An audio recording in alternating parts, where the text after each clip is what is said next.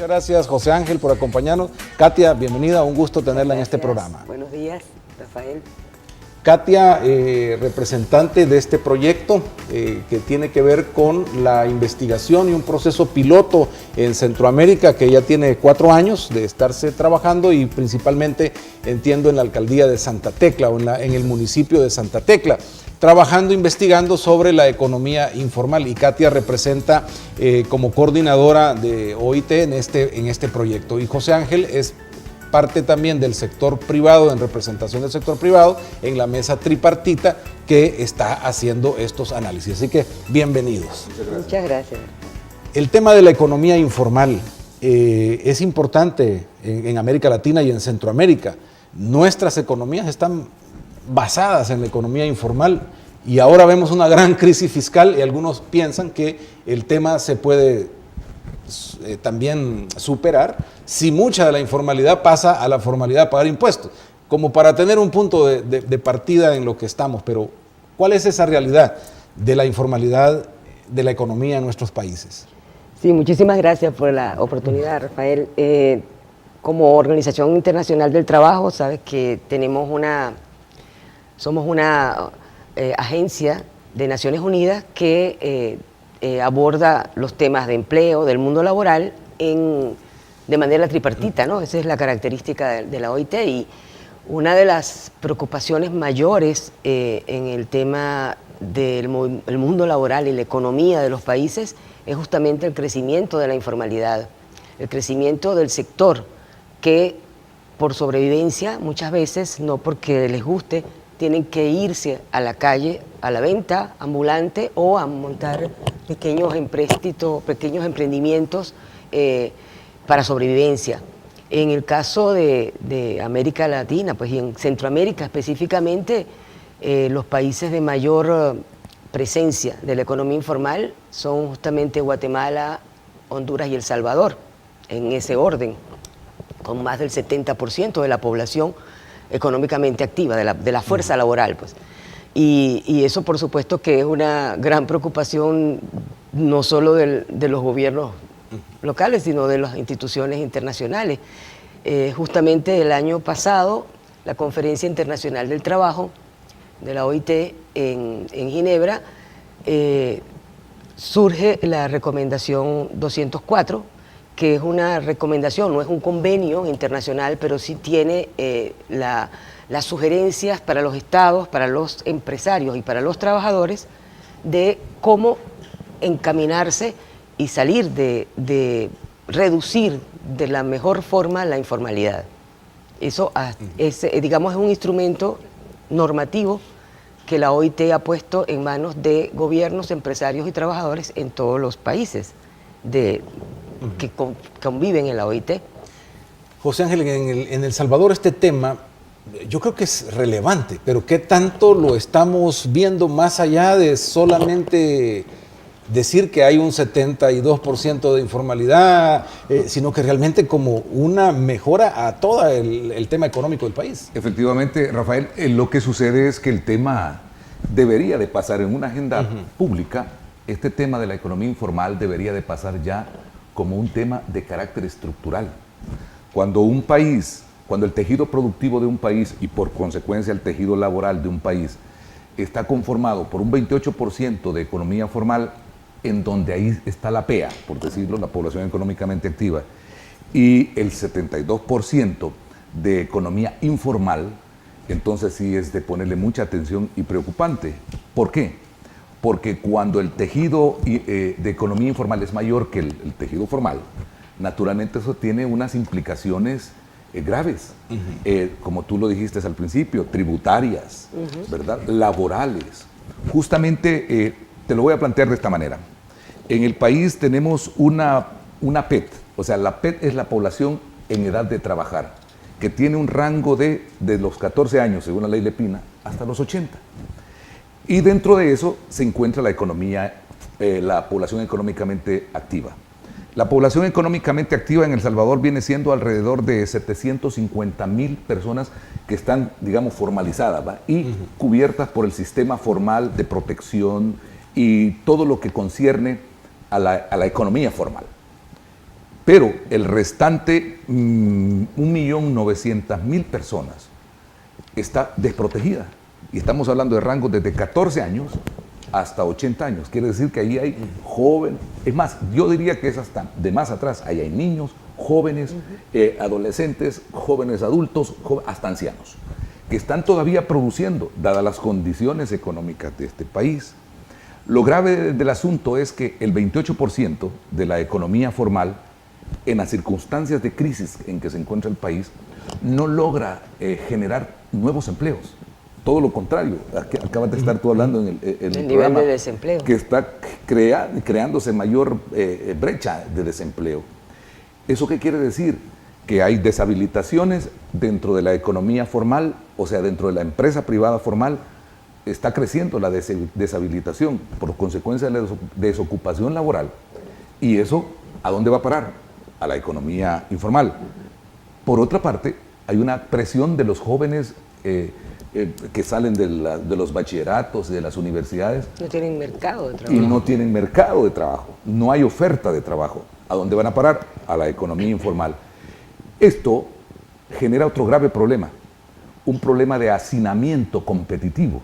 ¿Te imaginas tú una economía informal que tenga un hacinamiento grave y todo mundo, como bien dijo Katia, peleando por la supervivencia? Hasta $1 se va a hacer realmente peleado, y eso es peligroso, porque eso a la base tiene también problemas de violencia, problemas de convivencia. Yo no sé si El Salvador, dadas las condiciones en este momento, es un caso de estudio y piloto sobre lo que representa no poner atención a ese crecimiento del sector informal. Es correcto. Porque ahora vemos una crisis fiscal que no tiene límite, no tiene fin, porque es muy reducida la cantidad de personas que están dentro de la formalidad para pagar impuestos, para pagar el costo de pensiones, etcétera. Entonces, hay un riesgo de colapso en esta economía. ¿Cómo revertirlo? ¿Qué han analizado ustedes en eso? Sí, bueno, en el caso específico de El Salvador, que entra en un proyecto que estamos ejecutando y ya está en su fase, digamos, de cierre de esta etapa, por eso mismo se convirtieron en proyectos piloto. Honduras, El Salvador y Costa Rica, en diferentes niveles y también por la intensidad de la presencia de la informalidad.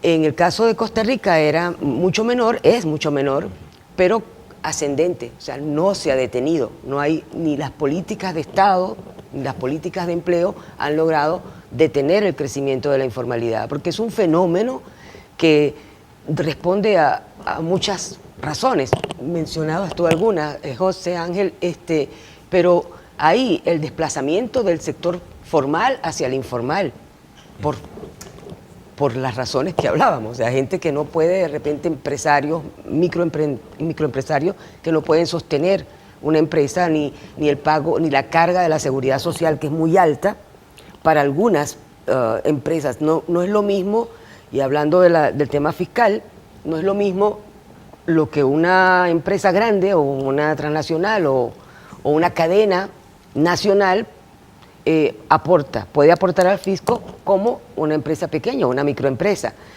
Eso por un lado. Por otro lado, los jóvenes que vienen saliendo, que no tienen empleo por la carencia de políticas propias de empleo. Pero el tema de la informalidad, transitar de la informalidad a la formalidad, pasa por muchas cosas, no necesariamente el tema fiscal. O sea, el tema fiscal es a ese nivel, es como en otro nivel. Pero estamos hablando de que de ese 70% aquí en El Salvador, ese casi 80% en Honduras, son trabajadores ambulantes. O sea, trabajadores que salen con una carretilla a la calle a ver qué llevan de comida para la casa. Es una subsistencia. Claro, pisos de protección social que tienen que ser decisiones y estrategias y políticas del Estado. O sea, muy poco puede hacer, qué sé yo, la comunidad puede organizarse, pero si no hay unas políticas establecidas por parte del Estado en materia de resolución de ese tipo de conflictos, lo que nosotros hemos venido trabajando aquí en El Salvador ha sido a nivel de los gobiernos locales, gobiernos municipales, lo cual también tiene un aspecto muy positivo en el sentido de que es más cercano a la población que está en la economía informal. O sea, no es lo mismo, a veces cúpulas nacionales tienen tantas otras cosas que atender que el tema local nunca llega a ser resuelto. Entonces, el trabajo que hemos hecho con las mesas municipales de diálogo tripartito que tú mencionabas, son mesas que se han constituido justamente para poder enfrentar situaciones reales que vive la gente que está en la calle, los mercados municipales que están hacinados. Bueno, aquí en Honduras hay 30 mercados solamente en el municipio de Tegucigalpa y Comayagüela, el Distrito Central.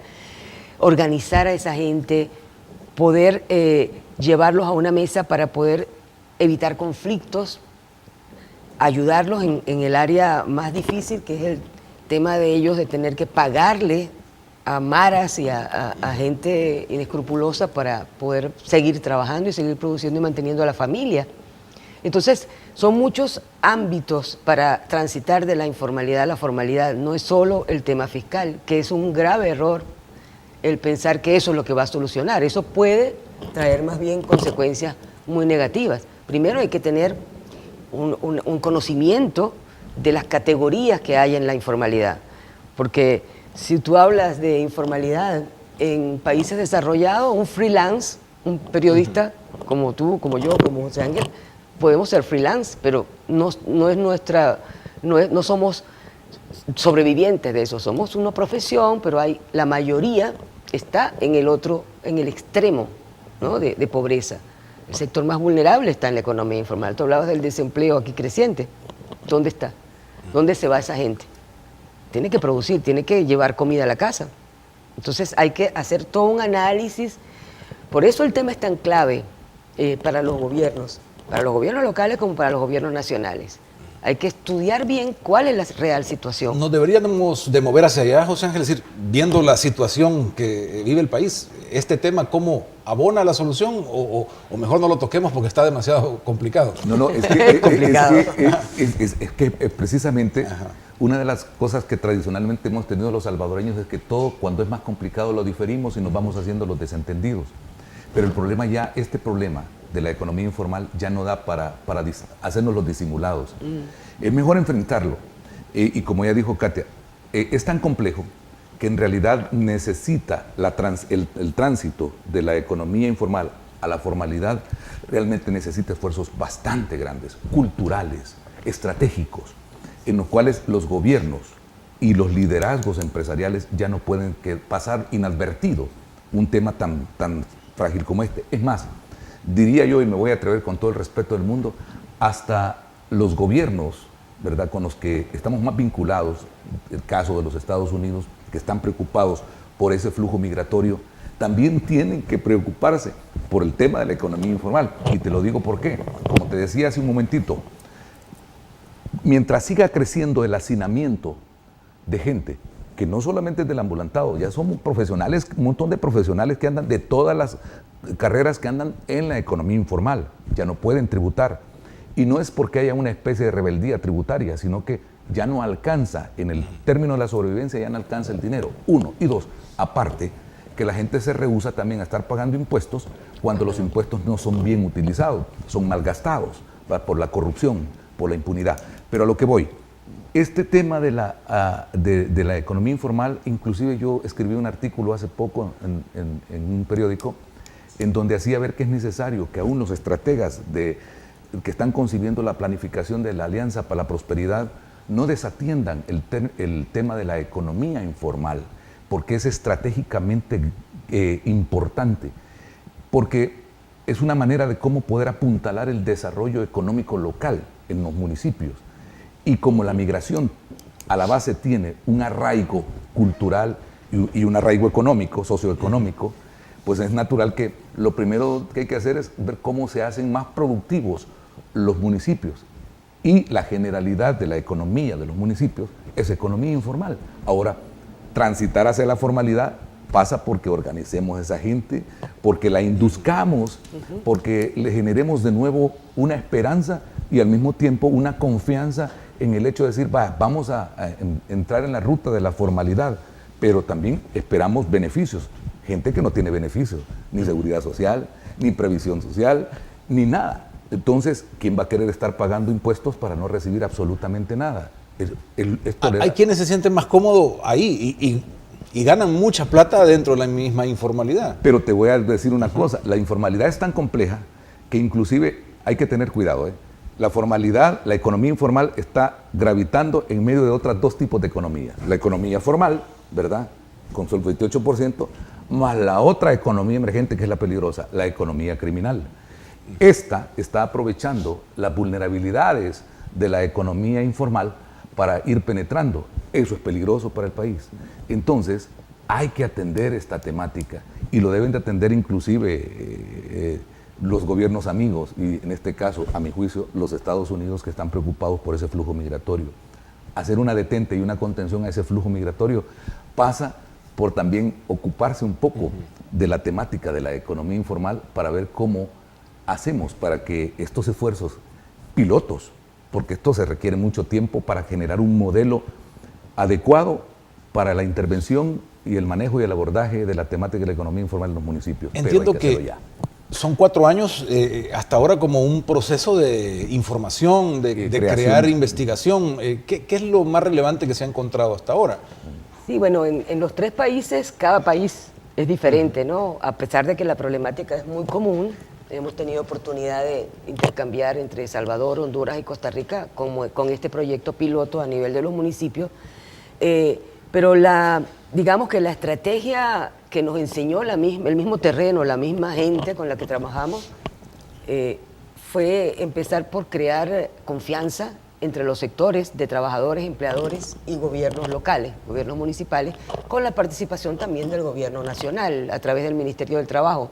En el caso de El Salvador, en el caso de Honduras y Costa Rica hemos tenido la presencia siempre de algún delegado del Ministerio del Trabajo, algunas veces gente del Ministerio de Economía. Y lo primero fue eso, establecer una mesa de diálogo porque lo que conseguíamos era conflictividad permanente, ¿no? O sea, el tema del ordenamiento municipal choca con la gente que está en la calle buscando a ver qué lleva de comer. O con también algún sector, porque como decimos, hay de todo en la viña del Señor, ¿verdad? O sea, ahí se consigue gente con buenas intenciones solo de vivir, de buscar cómo trabajar, porque no tiene empleo, pero también hay gente que hace de las suyas, ¿verdad? Pero mayoritariamente lo que hemos encontrado en la práctica, en el terreno, ha sido eso, gente que necesita trabajar, necesita tener un pequeño emprendimiento, hacer unos pancitos en la casa y venderlos en la calle o venderlos en su espacio. Entonces el proyecto lo que trabajó muchos estudios de línea de base municipal, a ver qué era lo que estaba pasando, o sea, cuál es la realidad del municipio, qué tipo de mercado tiene. Recuerdo una alcaldesa en Costa Rica nos decía, si yo supiera cuántas panaderías tengo en el municipio, pues yo apoyaría la formación de jóvenes hacia ser panaderos y entonces no tener no tener gente aquí desempleada haciendo otras cosas. Entonces, estudios de línea de base, crear mucha confianza en el diálogo para lograr consensos, porque nos encontramos mucha conflictividad, lo cual la única manera de superarlo es dialogando, negociando condiciones. Aquí estamos, por ejemplo, con la mesa trabajando, apoyando un proceso del centro histórico. Dentro de la mesa hay discusiones, obvio, porque hay líderes del movimiento de trabajadores, hay líderes de la empresa privada y hay la representación del gobierno, que tiene sus intereses. Entonces, esa mesa de diálogo ha sido de mucha ayuda, no solo para eso, sino también para poder analizar grupos focales. Hemos trabajado con grupos focales, hemos apoyado procesos de organización, porque mucho trabajador de la economía informal son muy autónomos. Bueno, su nombre lo indica, son cuenta propia, trabajadores independientes, autónomos. Entonces, se negaban un poco a la organización. Es más, se negaban incluso a ser identificados. Pues decían, no, es que me van a identificar para cobrarme el tributo, ¿verdad? Para venir a su... Y entonces, crear esa confianza de que no es que se viene a acabar sino a mejorar las condiciones de vida. Entonces se lograron organizar mucha gente. Aquí en Costa Rica en El Salvador y en Costa Rica y en Honduras hemos apoyado un proceso de formación de formadores para que la gente sepa de qué se tratan sus derechos, ¿no? Y crear asociaciones, entre ellos, afiliaciones a organizaciones ya existentes, cooperativas, para que sean sujetos de crédito, o sea, para que puedan ir surgiendo de esa pobreza crítica en la que están inmersos. O sea, el objetivo es transformarlos y llevarlos a un estado de formalidad, pero porque tiene también la fortaleza económica en el proceso. Exacto. Ahora, ¿qué es lo que hace que alguien salga de la informalidad? Los trámites, los apoyos financieros, ¿qué es lo que realmente lleva o se vuelve exitoso para poder decir vamos a tratar de que toda esta gente salga de la informalidad y se vuelva en una comunidad productiva pero formal? Claro, bueno, es justamente como hay de todo tipo de personas en la economía informal y categorías de trabajadores, emprendedores, empresarios pequeños, tienes primero que identificar, por eso es que se trabaja a nivel piloto en los municipios, ¿no? Identificarlos y luego, mira, hay muchas personas que no saben ni siquiera que tienen derechos. Dentro de esa economía informal, ¿cierto? Nos encontramos aquí mucha gente, incluso que están en kiosquitos, en pequeños kioscos que no se consideraban ni siquiera sujetos de derecho. Entonces, lo primero que había que empezar era por decirle, tú tienes derecho. Hicimos una campaña que se llamó Yo trabajo, tengo derechos. No importa que no tengas una relación laboral, patrono, trabajador, dentro de la formalidad. Identificar también empleo informal dentro de la formalidad, que la hay, y lo hay bastante. Hay más del 28% en la región está empleo informal, es decir, no les pagan seguridad social, los tienen aún dentro de las empresas formales. Dentro de la empresa formal. Eso es un tema de incumplimiento de códigos laborales, ¿verdad? Pero ese es menor en cuanto a la cuantía de la informalidad.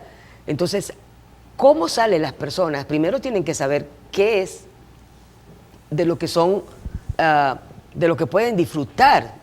Derechos laborales, seguridad social, usted tiene posibilidades de afiliarse a un seguro, usted tiene, o sea, primero identificarse, primero reconocerse como trabajadores con derechos y luego un proceso que ayuda mucho, organización de ellos mismos, por supuesto, ser sujetos de crédito por ser personas de derecho.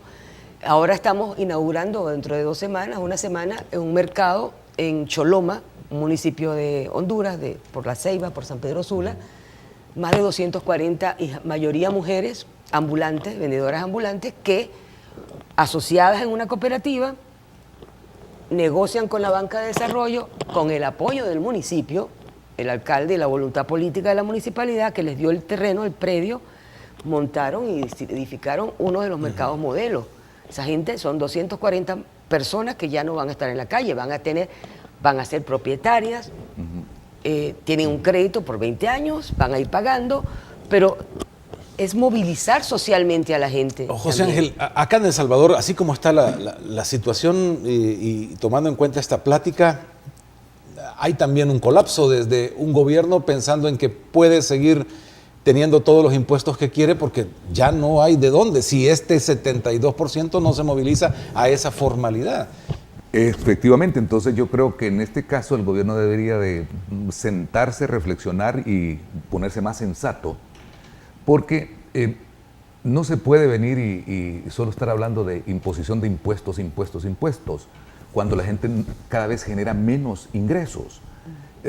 Lo que se puede alentar en esa forma es que haya una rebeldía tributaria que no es precisamente causada por la negligencia de los ciudadanos, ¿verdad?, que somos los que producimos, sino por esa falta de, voy a decirlo, una falta de administración del fondo público, una falta del manejo transparente del fondo público, una falta de eficiencia y efectividad del manejo del fondo público para producir verdaderamente economías sanas, saludables. En este caso, por ejemplo, miren, la economía informal es también producto de distorsiones que han habido de parte de la formalidad, ¿verdad?, de esas exclusiones históricas que han habido, ¿verdad? Aquí han habido un montón de iniciativas privadas que han sido excluidas por el afán de los monopolios o el afán de los carteles por asegurarse ingresos grandes. Entonces creo que esos criterios a nivel de competitividad y a nivel de productividad deben de empezar a desaparecer. Los salvadoreños debemos de hacer una suma, profunda y esclarecedora reflexión respecto a la temática económica para no seguir en este tipo de peligro. Debo decir que si aquí se está pensando en más impuestos, lo más probable es que la gente pueda decir, no, mire, yo ya no puedo pagar, métanme preso, si ustedes quieren, pero no puedo pagar. Entonces, tampoco el gobierno puede estar pidiendo impuestos para ampliar penitenciarías y toda la cosa, y reclusorios, hay cárceles. Eso también dice que la conducción de gobierno no está correcta, ni esta ni las que han pasado. ¿Por qué? Porque un país evoluciona y progresa en la medida en que el bien y el bienestar y la prosperidad se convierten en realidades, ¿va? Y no solamente en discursos y en retórica. Y eso es lo que está pasando en el país. Que aquí muchos hablan de prosperidad, muchos hablan de bienestar, pero a la base y en la realidad lo que estamos viendo realmente es una torsión totalmente y una desfiguración de la realidad que, bueno, lo estamos evidenciando, está reproduciendo la violencia, ¿verdad? Está la crisis económica, vivimos en crisis permanente. Claro, y el tema es una pobreza que aumenta en lugar de reducirse, y esto presiona el tema, y como ustedes lo han dicho, es hora de ponerlo sobre la mesa. Yo les agradezco el tiempo que nos han dado y los elementos que abonan a estas reflexiones diarias sobre la realidad del país y en este caso de Centroamérica, porque es bastante similar. Nuestras economías pueden prosperar, pero hay mucho trabajo por hacer. Muchas gracias, José Ángel, Katia, muy amable. Muchas gracias, Rafael.